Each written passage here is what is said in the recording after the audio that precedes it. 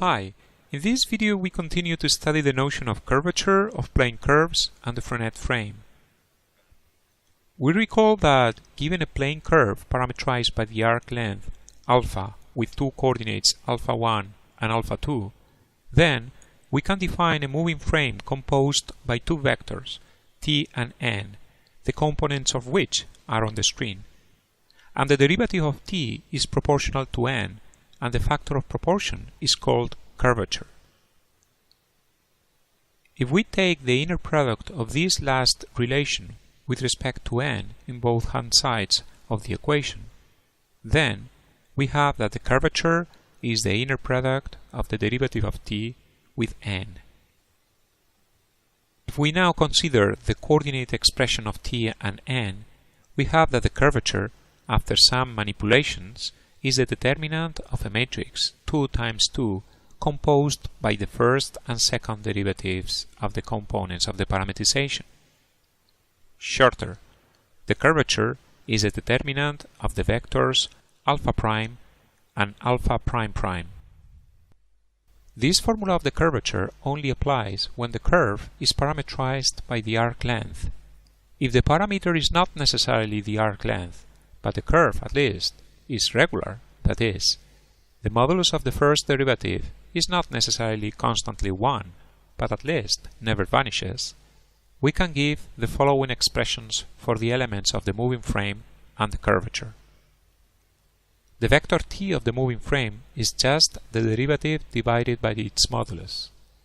The vector n is the same but changing the order of the components and the sign of the first one.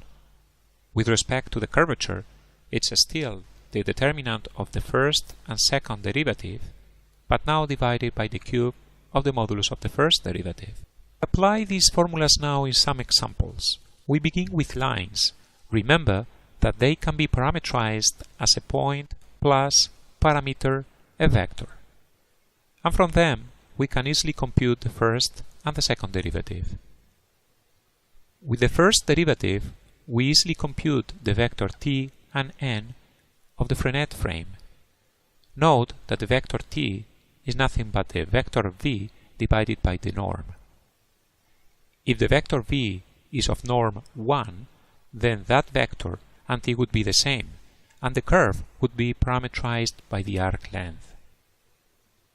From the fact that the second derivative vanishes, we get that the curvature vanishes as well. Of course, the trace is a straight line, a flat line. This result makes part of a broader result. The trace of a curve lies on a line if and only if its curvature vanishes identically. The second example is the circle. We have a parametrization with respect to the sinus and the cosinus. And from that, we get the first and the second derivative. From the first derivative, we get the expression of the vectors t and n of the moving frame. And with the second and first derivative, after some easy computations, we get the value of the curvature. It equals 1 over r, where r is the radius. If we now work with a reverse parametrization, that is, we change t by minus t in the parametrization of the curve, the trace is the same, but now it is described clockwise instead of counterclockwise. The computation of the curvature gives now minus 1 over r.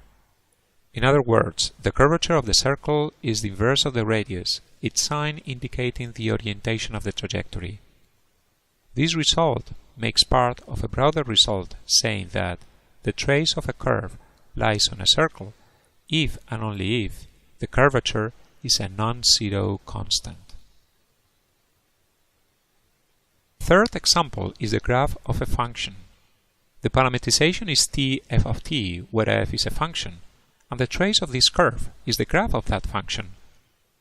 We have the first and the second derivative, and from that we have first the elements of the Frenet frame and the expression of the curvature.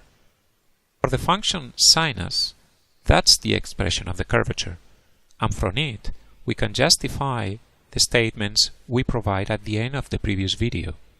The curvature is negative from 0 to pi, whereas it's positive from pi to 2 pi. At pi over 2 and 3 pi over 2, the curvature attains its minimum and its maximum, and for pi, the curvature vanishes. The fourth example is the ellipse, with the parametrization of 2 cosinus and sinus. From that, we have the vectors of the Frenet frame and the curvature. On the screen, we have the parametrization of the ellipse and the moving frame, together with the value of the curvature.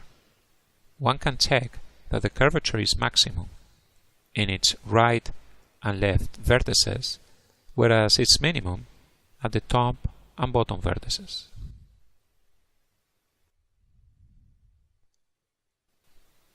We finished the video with the problem of the osculating circle. We try to find, for a given parametrized plane curve, the circle that best fits or approaches the trace of that curve at certain point of it. To understand that problem, we first need to provide the notion of contact between curves.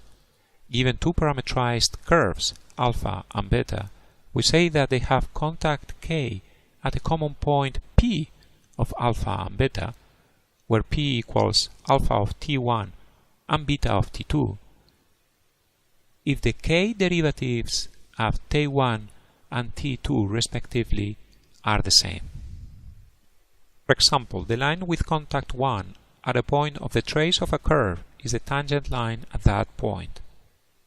If the point is p and we parametrize a line as p plus parameter v, the equality of the first derivatives gives that that vector is the derivative of the parametrization, that is, the tangent vector.